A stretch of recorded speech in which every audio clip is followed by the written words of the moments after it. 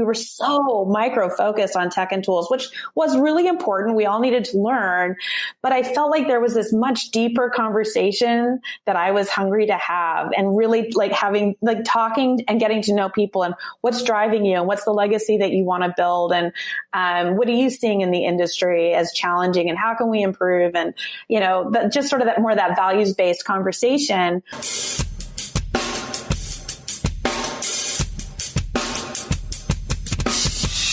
You're listening to the Real Estate Sessions podcast. Join us as we get the stories of the leaders in the real estate industry.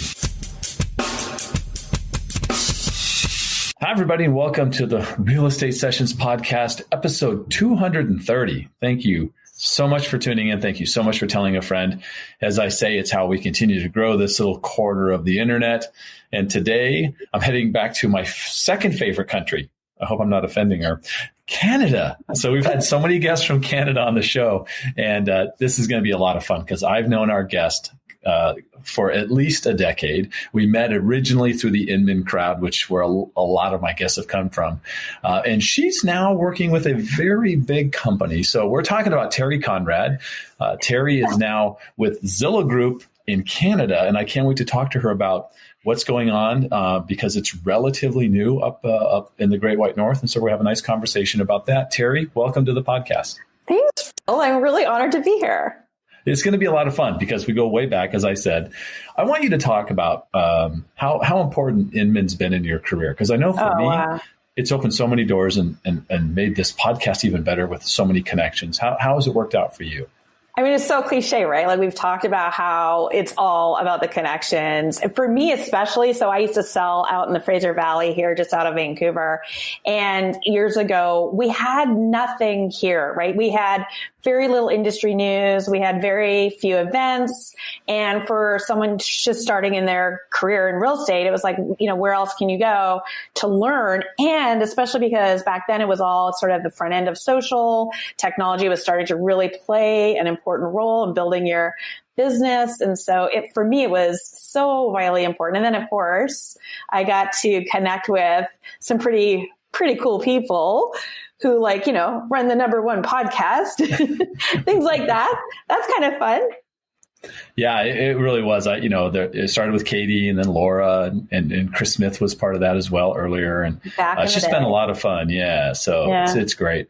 Let's talk a little bit about where you live. I know you live in Vancouver proper, but you said Fraser is the area you work. That's just kind of, is that, I would say, southeast of Vancouver? Yeah, it's just across a river. It's okay. So the way that Vancouver's laid out is we're multiple municipalities attached to each other. So if you were driving, you wouldn't really notice the difference. It was about 40 minutes just outside of Vancouver. I've been to downtown Vancouver twice, 86 and 87. So it's been a long time since I've been back. But even back then, it really impressed me. It felt like I was in almost like a European city, a different feel than any other big city in the States, even on the West Coast. It doesn't even San Francisco didn't really compare. So tell me about your city. Tell me why it's so cool. Oh, so I'm actually originally born and raised in Calgary. So I'm a prairie girl, born and raised for the first half of my life. But I actually came, it's so funny that you said it was Expo 86 was the year you were here. That was when I came over my last year in high school, we came over as a group for a day trip. And it was early, I think it was April or something like that. And it was so green and beautiful and the water and the mountains. And so, yeah, we are nestled in right on the Pacific coastal mountains. And then we have this beautiful sort of ocean front. We have a lot of water in and around the city. Very, very beautiful city. I love this town. Really, really cosmopolitan, right? Like a diverse group of people kind of populating that downtown area. Oh my gosh, we are so diverse here. Absolutely. Yeah. It's just beautiful. Stanley Park. I even went to I think it was at the time, it would have been the Canadiens was the name of the minor league team that played in Vancouver. So that's going way back. Never mind. That's too far. Never mind. Yeah. Okay, good. Now, I'm pretty sure, like most of my guests, that you had your sights set on something other than real estate as you got out of school. Am I right with that? So funny story. I went back to school as an old lady. I think I was like in my early 30s when I went back and I did a radio broadcasting diploma. That was where I was going. Hence the podcast was sort of an evolution of that sort of era of my life.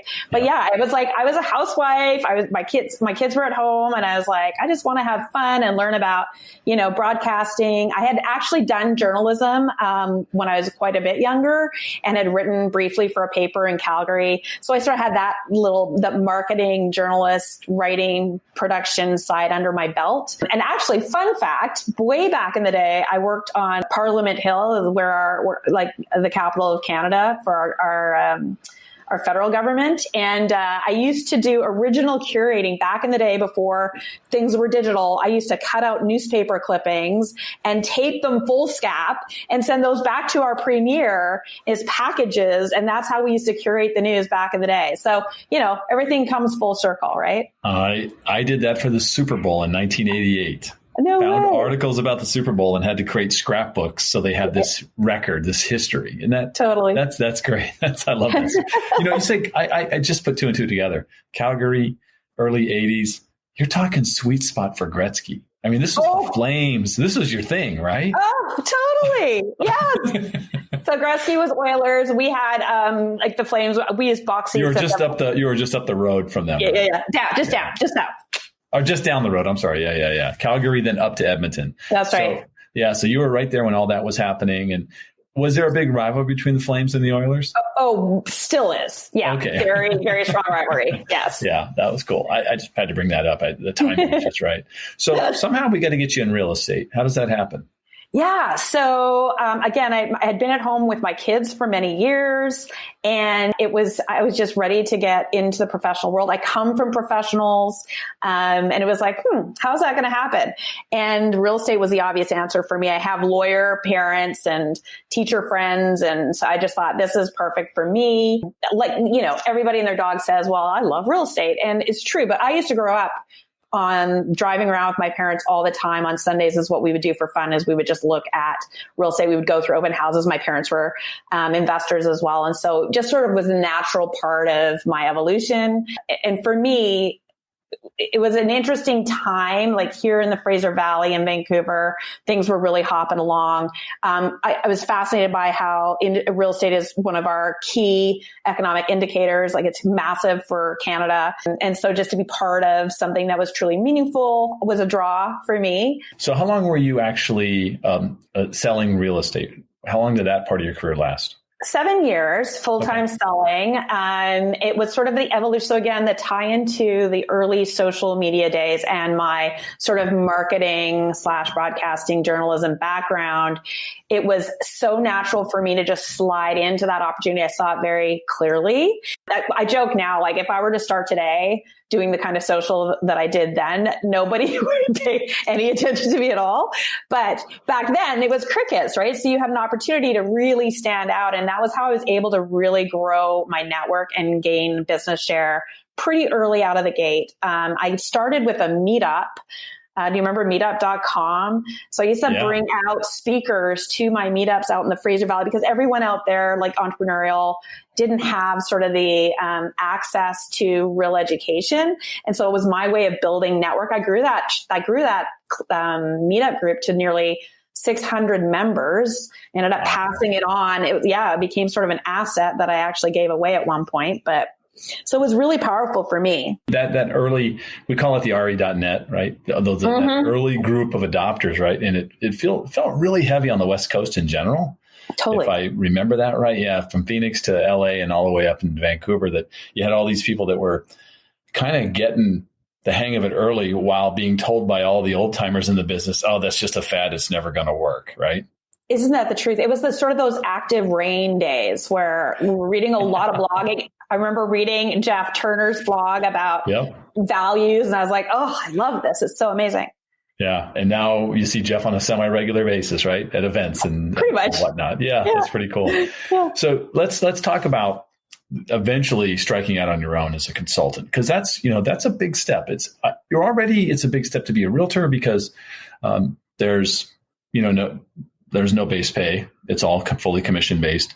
But it seems like it's even a bigger step to go, okay, I'm going to do this thing where I'm going to then try to help people with their business. Talk about going out on your own that way. Yeah, geez, and it's so cliche too. It's like those who can't, go and teach, right? So that's the joke. The truth is it was a natural progression. Like, how sometimes life happens to you and just sort of like end up following along because the opportunities present. So that was sort of my trajectory where I got tapped kind of early on. Agent Reboot. Remember Nicole Nicolay? Yeah. She had asked me to come and start speaking on the Agent Reboot. I did a couple of those, and I just sort of got the attention of some people, and I had people coming to me more and more often asking for my advice and asking for, how did you do this and how did you do that? And it was really mostly along. I ended up training primarily on a couple of different veins, mostly digital marketing and then sort of business development. Like, how did you grow your business? And I think the passion for the industry that never goes away for those of us who are diehards, right? Like, it's just, you want to see people succeed. You want to help them if you can. I've been accused of maybe not being a true businesswoman because my heart was just like, well, I'm just going to help them. Because, but it's this idea that, to be perfectly honest with you, it was a struggle. I'm not gonna lie. Like, driving that was not an easy thing to do. In that the people that need your help the most were the people that truly didn't have a lot of extra dollars, right? And I think this is true for so many people. I mean, our poor industry gets hit over and over and over again, right? Like, we are vendor heavy because there's so many agents that, they get all these different vendors hitting them. And of course, having been an agent, I knew how, especially if you're starting out, how nickel and dimed you are and how you're watching every penny and where do you really need to invest your dollars. And so it was a bit challenging to find my place in that marketplace. But I did have some core clients that I worked with on the coaching side in terms of business development, marketing. And then I also did what we called the brand quest piece of things, where I was working with a creative and we were actually building out full brands for our clients too. So that was rewarding. I really enjoyed it. I enjoyed that. Yeah, definitely ups and downs though, right? Oh, absolutely. I mean, it's just that. Yeah, absolutely. You start Agent Quest, right? Yeah. Literally a quest to elevate the brand of the real estate industry. Yeah. Way to start with something small, Teri. I mean, yeah. Well, so that's a very lofty goal. Talk about where that idea came from. Well, I mean, I marinated in the raise the bar mindset, right? And so, and I'm a believer in, look, there was two sides to this. There was I love these people, everyone that I met inside this industry, most specifically the Inman crew, like just that group of people that were leading edge, were truly working on raising the bar, making a much better consumer experience. That whole idea, I think it was 1000 Watt who talked about they aren't just leads, they're people. Yeah. And then Jeff Turner and his values conversations. And we were talking about, back in the day, just trust and how the consumer was really struggling to trust us and not understanding all of the different elements and components that came into there's so many complexities inside any real estate deal. And how does that work? And when you haven't done a deal for, or you haven't sold a property rather for, several years, and maybe it's like learning it all over again. And then you add all these layers of new technology and everything else that was going on. It was getting rather complicated. And my mother heart, like, I'm a mom at heart first. I can't help my dang self. And I just wanted to sort of make it okay for everybody. It's like, we can work together. We can rebuild trust. We can empower the consumer at the same time. And so I did see it as sort of a quest. I like that a lot. You also around the same time, or maybe just thereafter, become a podcaster. Like a really early podcaster, right? There weren't a lot of people. I'm thinking of Agent Caffeine was around, right? Mm-hmm. Yeah. With Kelly, right? Yeah. Kelly Mitchell. And, but there really wasn't a whole lot going on in that space. So you had come up with conversations that matter. Which, by the way, conversations is like, someone made me pick my favorite word in real estate is conversations, right? I know. it leads to a ton of success, right? Yeah, exactly. So talk about getting that going, how that was. Any chance of it coming back? I don't know. This is so fun. I haven't done this for such a long time, and you're reminding me of why I loved it. So, I mean, this is it, right? Like, I don't even care if anybody listens to this. The fact that we get to sit down and just chat it out, and like, you're reminding me of all the things that I loved and what I did, which is kind of fun. Conversations that matter. So back when I started that, I guess it's about 5-6 years ago, it was really about everyone. We were so focused on tech and tools. We were so micro-focused on tech and tools, which was really important. We all needed to learn. But I felt like there was this much deeper conversation that I was hungry to have, and really like having, like, talking and getting to know people, and what's driving you, and what's the legacy that you want to build, and what are you seeing in the industry as challenging, and how can we improve? And, just sort of that more that values-based conversation. That's what really gets me going. That's how I think you connect in a meaningful way, when you really start to peel back the layers and understand what drives somebody. And so I wanted to get to know the people, and it honestly was selfishly motivated. I just wanted to talk to people that I really admired and trusted and believed in and was learning from. And it was a great excuse to get into it. So that's absolutely why I started this one. So I guess I did steal your idea, but it's the exact same thing. I don't know how to say this, I'm super curious, right? Yeah. And just trying to find out where people come from, and almost everybody did something before they got in this business. Almost. Yeah. I'd right. say of the 230 episodes, 5 people knew they were going to be a realtor while they were in junior high, right? Oh, wow. Yeah. Amazing. 5 family. So they knew they were going to be there. Right. But for the most part, it's these backstories, which I spend a lot of time on, which some people who listen to the podcast go, you spend too much time on their background. You don't talk too much about marketing. I go, there's a million marketing podcasts. Go find those. Amen. When you want to get a story and have a conversation with somebody, come check out the real estate sessions. It's much easier. I love it. So, yeah. I love it. Well, there's a real big change in your life happens in 2018. So we're going to spend some time talking about this. You joined Zillow Group. Yeah. And I did. They expanded their presence in Canada right about that time, I think, right? So Yeah. let's talk about what the challenge was, or how it, first of all, why Canada? I think it makes sense to me. There's a lot of people up there. And 2, how did Zillow handle that? Because it's definitely different, right? Selling real estate is different in Canada than it is in the States. Yeah, so I'm told. So it's funny. So it was just, again, it's another one of those full circle moments. I remember Jay Thompson getting hired, like however many years ago. That was like 7 years ago now. 2012, yeah. Exactly. I remember him saying the privilege that it was for him to get to work with so many smart people. And of course, again, like, because I followed so many Inman people, American friends of ours in the industry, Zillow was top of everyone's conversation for so long. And I was incredibly jealous that there was all this data that you people were getting that we just simply didn't have here. We have our board stats, which are very minimal, but really we didn't have any sort of consumer stats. We didn't have anything that was sort of, like we could leverage and scale and use in our own businesses. And so it was just fascinating to watch, again, because I have felt that we are 5 to 10 years behind typically in terms of evolution of the industry.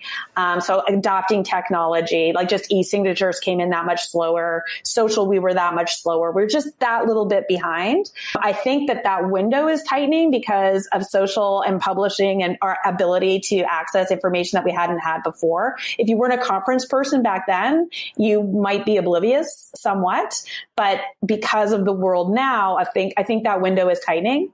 Right. And so cut to today, I was referred to the job so Zillow wanted to open up in Canada for a number of reasons, primarily a lot of American shoppers who have been conditioned now, right, to the digital journey, and I'm able to access and search for whatever I want. And the world getting smaller and smaller and borders sort of being erased. This global village idea, it was not a stretch for me in my imagination that Canada would be a natural partner. And clearly, I have Errol Samuelson, who's our chief industry director here in my office in Yaletown. He lives right here in Vancouver. And so obviously for him, it was great to have Zillow here in Canada. But really, it's just a natural progression. And this is Teri talking, not Zillow. I'll get my hand slapped if I say that. But But I mean, I would love to see, wouldn't it be fun to be able to like look at properties all around the world? I mean, I think that would be kind of amazing. I don't see that anytime in the immediate future, but hopefully one day that will be something that we'll be able to do. Right. No, I believe that. You talked about Jay, and it brings to mind for me, there have been quite a few colleagues have kind of entered the Zillow universe, right? When you think about the different people who have had some time there, whether, Brett Calthart for a little while, and Sunny Lake Hahn's there now. And that's right. There's a few others I'm not naming. And every single one of them talks about the culture, the environment, just what it's like. And I see you shaking your head like this is amazing. So talk about what that feels like. Oh man. So, I'm like probably the dumbest one in the room, but they say I have to be somewhat smart enough to have known that was a good idea to join, to put myself in that situation. So, I mean, I literally work with the most extraordinary people that I have the deepest respect for, who are pulling me up literally. Like I have had to level up in a way that I can't even express. Just so learning enterprise level organization structure, and just how do we communicate seamlessly, and what are the different processes? Just things like that was a whole new eye-opening ballgame for me. But the people behind it. So we talk about our core principles. We are marinating in that every single day, where I actually get goosebumps when I think about it. I love that we live by the values that we teach all the time. And so we talk about turning on the light, and we talk about the power of the team, and we talk about leading, owning it, like owning your, whatever it is that you're doing, like take ownership of it and really make that happen. And it's like, we do not pass the buck. We do not look behind. We do not make excuses. We look where we can lean in and improve a situation. And everyone on my team models that for me all the time. It's a remarkable team environment. It's very collaborative. I can't say enough positive things about it. I have just literally, I've improved. I am a different person than I was before I started this job. Absolutely. I think I'm a little bit remiss in not asking exactly what your role is. So let's lay that out for everybody too. Right. I am Director of Broker Relations for Zillow Group in Western Canada. So my job is, right now as we open up Canada, I'm going broker to broker and saying, hey, do you want to partner with us and have your listings marketed for free on Zillow? And then created a path through all the different boards across most of the big boards across the country. We now have that path created for any of the brokers who want to opt in. Right. And so was it different in the States with that? Like there was not this broker by broker. It just went down to the MLS and made that happen. But in Canada, it's different. That's exactly right. Well, I mean, the beautiful thing about as we open up Canada is many of the early mistakes that Zillow made in the US, we've learned from that, and we are absolutely rolling it out in a different way. And here we are very organic. We are very committed to our partner relationships. I get to say that and mean it, which is kind of awesome. That's cool. Yeah. I like that. That's great. You've worked with hundreds, if not thousands of agents over the years, right? Mm-hmm. A lot of people and in a lot of different roles. If you could snap your fingers and just fix a common thing that you saw all the time that just really irritated you, what would it be? Oh, geez. I know it's one thing. I know it's tough. There's so many. Okay. I think honestly, probably my number one thing that I would fix or change or improve or whatever, I think is the faith, right? It's a mindset thing more than anything else, where I would say, if everyone came into this game with a win-win attitude and a basic faith of things are working out for me, and that if I'm truly trying to get the best possible outcome for everyone involved, that I truly believe deals would be smoother, careers would be more productive, there would be less fear and angst, there would be healthier agents. I just think that one change would shift so many things. So because we can't do that, Teri, because that would be awesome if we get every realtor to have that mindset. Mm-hmm. With all the stuff, with all this technology, with all these new players in the industry, is Zillow being one of them? Mm-hmm. I think that, the fact that it's not the 80-20 rule in real estate. I really feel it's closer to 90-10 or 95-5. It's really Agreed. scary, how much business is being done by so few. Are we going to see fewer realtors in the future just because natural selection is going to say, the people that are doing it at this high level are going to continue to grow their business, and it's a zero-sum game. There's only about 5.5 million transactions in the States. I'm not sure about that number in Canada, but it doesn't seem to vary very much. And am I on track with something there? Like, we're going to see a little bit of a thinning of the... I mean, so again, back to me being the mom in the industry, where I want to just give everyone a hug and say it's going to be great and make it all okay. I think reality says that there is going to be a natural culling. I think the progression of technology and the accelerated pace of change and it's just the complexities of the business I find are just getting more and more. And so for those who thought that they were just going to come in, I mean, let's be honest, it is the most expensive hobby you can have. And if you're not producing, I don't know how people maintain their licenses.